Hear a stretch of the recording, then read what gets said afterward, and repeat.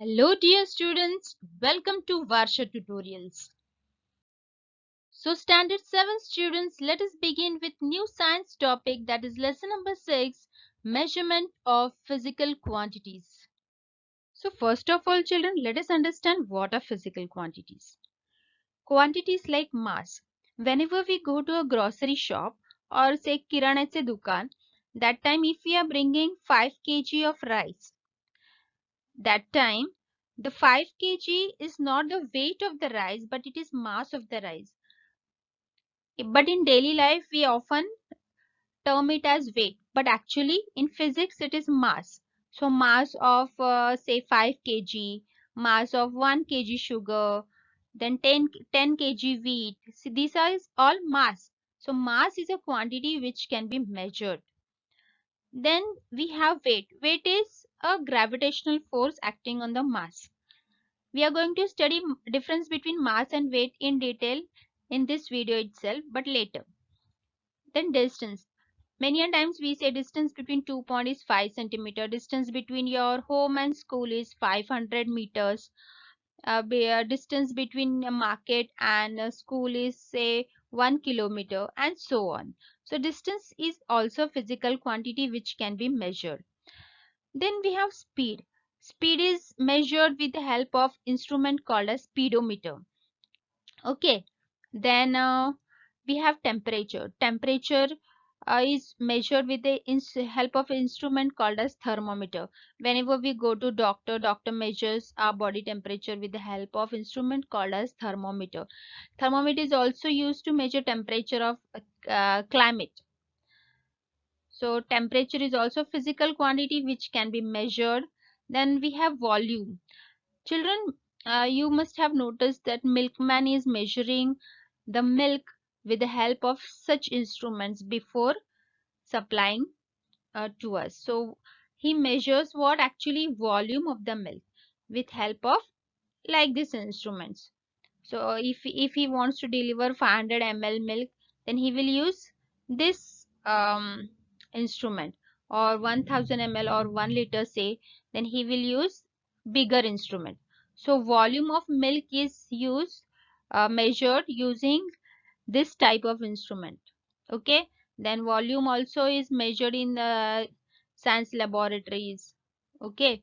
So volume is a physical quantity which can be measured. So all those quantities which can be measured are called as physical quantities. So how will you define it? Of course, the quantities which can be measured are called as physical quantities.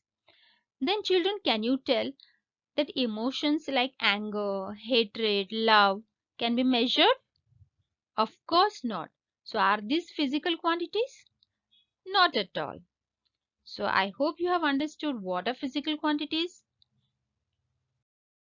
Now let us proceed further to understand what is magnitude. Value in a unit is used to express the magnitude. For example, in case of 5 km, 5 is value and kilometer is a unit used to express magnitude 5 km. Next we have 10 kilograms, in which 10 is value and kg is unit used to express magnitude 10 kg. Next 50 meter per second, in which 50 is value and meter per second is a unit used to express magnitude 50 meter per second. Now let's understand difference between scalar quantities and vector quantities. What are scalar quantities? Suppose your mother tells you to bring 5 kg of sugar.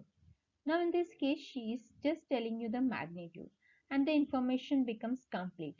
That's why you are able to get exactly 5 kg of sugar for her. Isn't it?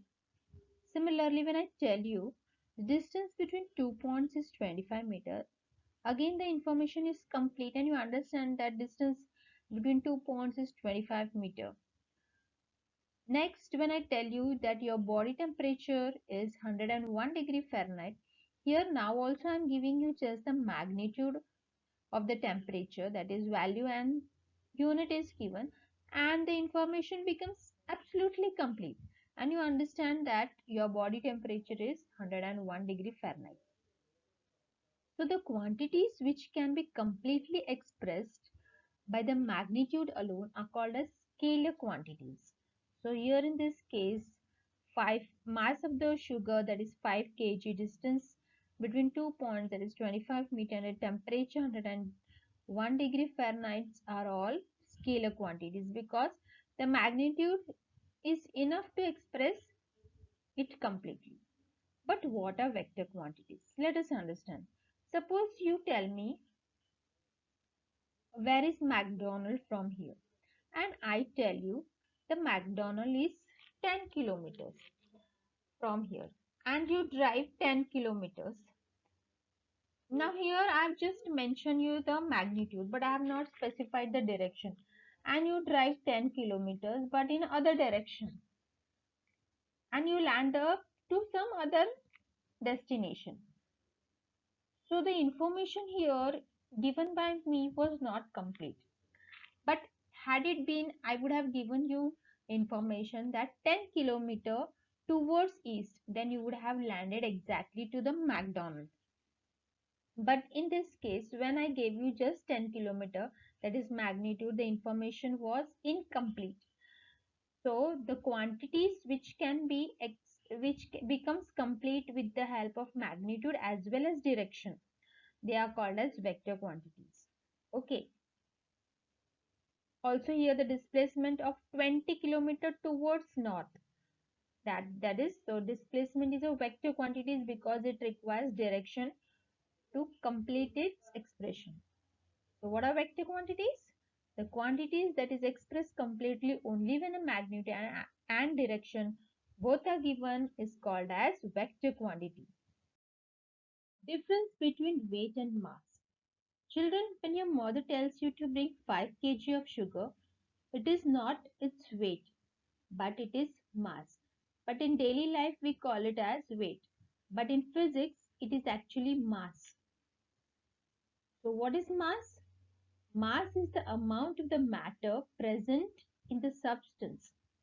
So when your mother tells you to get 5 kg of sugar, so amount of the sugar present in 5 kg sugar is mass of the sugar. Suppose I take a rubber ball. How much amount is required to make the rubber ball? Is mass of the rubber ball. That is the amount of the rubber present in the rubber ball is called as mass of the rubber ball. Okay. But what is weight? It is different. It is actually the force. It is the gravitational force which acts on the mass of the substance or mass of the body. For mass, only magnitude is enough to express. So mass is a scalar quantity and it does not require direction. But to express weight, direction is very much necessary because it's a force. And force is a vector quantity, so weight is also a vector quantity. Children, mass is same everywhere. It does not changes from place to place. Suppose my mass is 52 kg. Wherever I go, it will be 52 kg. If I go from Palghar to Boisar, still it will be 52 kg. I go from Palghar to Mumbai, still it will be 52 kg. I go from Kashmir to Kanyakumari, it will not change, it will still be 52 kg. I move from any part of the planet, that is Earth, that is from equator to polar region, still it will be 52 kg. It is not going to change. Okay, so mass does not change, and even though if I go to other planets or on the moon, that is satellite of our Earth, it is not going to change. The mass will remain same. So mass does not change from place to place. But the gravitational force, even on the Earth, is different. It is different at the polar region and it is different at the equatorial region. So if I go to the polar region, my weight will be different than the equatorial region. If I go to the higher altitudes, my weight will be different than the lower altitude. If I go to the moon, the gravitational force of the moon is different. So my weight will be different on the moon. If I go to other planets, say Jupiter, Mars, my weight will be different because the gravitational force on the other planets also will be different. So weight changes from for at different places on the earth, as well as it varies on different planets or satellites. Okay, so if you ask difference between weight and mass, you are supposed to write these 3 points. Is that clear to you? Children, do you know why is the weight of an object maximum at poles and minimum at equator? Well, let us understand. The shape of the earth is not exactly spherical. It is slightly flattened at the poles and it's little bulging at the equator. So the radius of the earth in the equatorial region is much more than the radius of the earth in the polar region. So the gravitational force in the equatorial region is smaller than the gravitational force at the poles. As the gravitational force in the equator is less than at the poles, the weight at the equator is less than the weight of the object at poles. Okay, this is how weight and the radius of the earth are related to each other. Similarly, the weight of the object at high altitude is less than the weight of the object at sea level because the gravitational force at the high altitude is less than the gravitational force at the sea level. So students, I hope you have understood this topic very thoroughly. And if you have really understood, you will surely be able to complete this assignment. So please complete this assignment in your science notebook. And if at all you come across any difficulty, watch the video again.